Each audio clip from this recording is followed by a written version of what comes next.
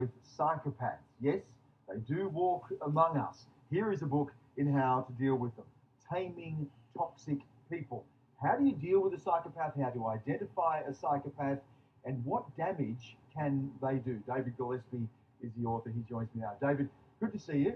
Tell me about the psychopaths you've known. No. Well, I can't really tell you too much detail about those people because, look, they're still all alive and kicking, and psychopaths are vengeful. And they'll come after me. They will come after you, but you have known a few. Oh, definitely. At first, it was utter confusion. I could not understand what was going on. This person seemed to be much more focused on process than on outcomes for the business. Seemed to be focused on revenge acts within the business, was freezing people out, rotating favoritism, and then presenting an entirely different face to people who could affect them.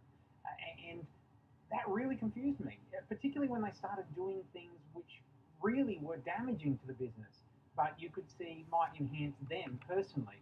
That a normal person would say, well, yeah, all right, I could get some advantage from this, but I won't do it because it'll hurt the business. So what do you do in that circumstance? Do you confront the psychopath? As you say, they're vengeful, they're vindictive. Do you go along with it? What is the strategy? If they're your boss, don't confront them at all. It's a dangerous, dangerous thing to do.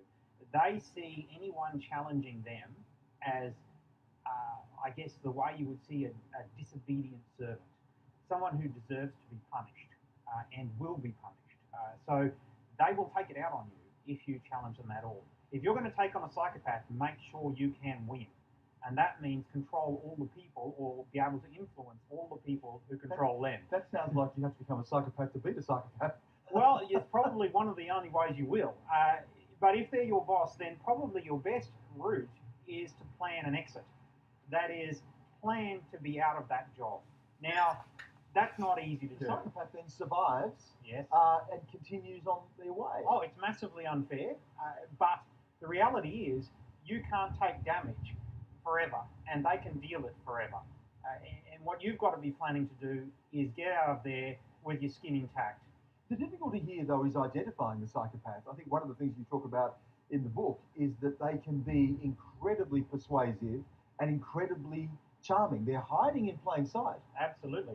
They do have that dual nature. And that's why the very first book on this, written in the 1940s, was called The Mask of Sanity. Now, I wouldn't go so far as to say sanity because they're not insane. They don't have a mental disease in the way we would normally say. They don't hallucinate. They don't have... Well, there is no medical condition. Exactly. There is no way of actually identifying a psychopath. Yeah. So they do look normal. In fact, they're better than normal. When you first meet a psychopath, they are probably the most charming person you've ever encountered in your life. You will come away from that first meeting thinking, this person is fantastic. And as long as you have some sort of power over their destiny, that is the impression they will continue to give you. That if you become someone over whom they have control, suddenly they will turn and they will be an absolute bully. Now, I'm sure there is a long list, a long checklist that you can look at, but give us three things that you think, if you tick those off, you are likely to be a psychopath. Three things that people can use to identify them. Right. Well, this one drives a lot of their behaviour, and this is probably the number one thing. They have a complete and total lack of empathy. Now, they cannot feel what other people feel, including when other people are being hurt, which is what empathy is for. It stops us hurting each other. Do unto others as you would have done to you. That's empathy. And psychopaths have none. They can fake it, but they don't ever really feel it. And that drives a lot of features of psychopathy, such as the emotional shallowness, the callousness, the vindictiveness, the impulsivity, the risk-taking, the lying. Okay, empathy one. Yeah, lying is probably the one you'd pick up most.